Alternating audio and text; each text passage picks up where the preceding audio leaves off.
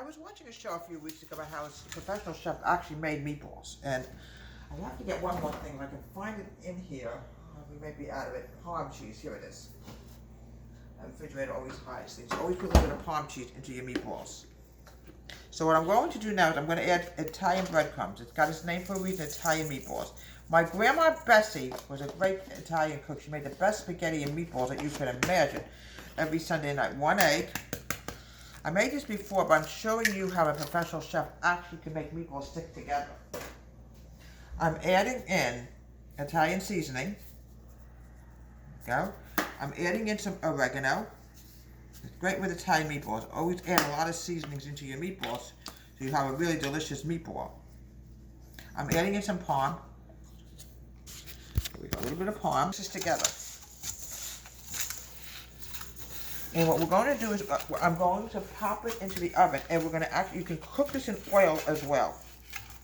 Mix it together. You can almost smell how wonderful it really smells, folks. Oh, you want to get everything mixed together. Now, the next thing I'm going to do, folks, is I'm going to make you a meatball. And we want them to stick together, not fall apart. You're going to roll it in your hands. It's a big meatball. My daughter wants small ones. So meatballs come in all sizes, folks. You can make small ones as well as big ones. This is a big one. Add in some oregano, Italian seasoning. Pop this in the oven, and we're going to bake this until they're brown. You want the meatballs to cook before you put it into sauce. And sometimes they stick no matter what you do with it.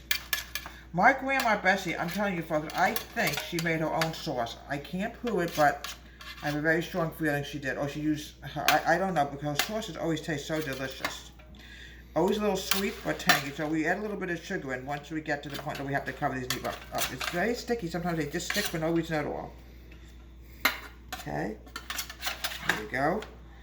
But every Sunday night, Grandma Bessie had us all over, and I tell you something, she was the best cook going when it came to Italian food. Oh, she was fantastic. It's oily, but don't worry about it, it's going to cook right in. You could use olive oil if you want to, but you can also use vegetable oil. Alright, we're almost getting there, folks. Well, we're gonna put sauce over this. Right, Luna? Right, Luna? Luna. Who's pretty? Who's a pretty kitty? Is that you, Booney? Alright, the next thing I'm going to put over is the tomato sauce.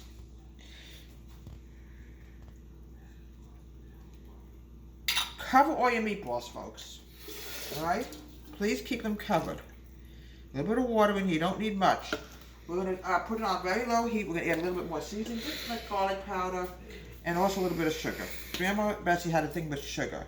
And always add a little bit of salt in there. Italian people love salt. A little bit of sugar. My mom did the same thing whenever she made her spaghetti meatballs. The sugar gives it that sweet taste you like. We're going to cook this for a few minutes, and then I'll show you the finished product. Grandma Bessie always had thin spaghetti.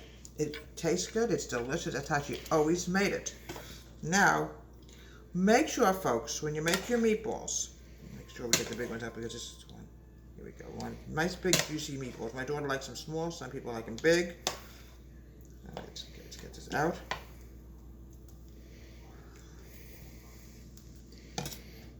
Okay. Look how yummy this looks.